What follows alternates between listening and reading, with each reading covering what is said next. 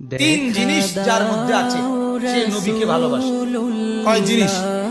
এক নাম্বার, জবানে যে দুরূদ পড়ে। জবানে কি পড়ে? দুরূদ পড়তে হবে, আল্লাহর জিকির করতে হবে। উপলক্ষ লাগবে না, আল্লাহর জিকির হবে এরকম যে আল্লাহকে আমি ডাকি, আমার কলিজায় কিছুক্ষণ পর পর মান আহাব্বা শাইআন আকসারা যিকরাহু, যে যাকে ভালোবাসে সে তার কথা বারবার উল্লেখ করে, সে তার নাম বারবার নেয়।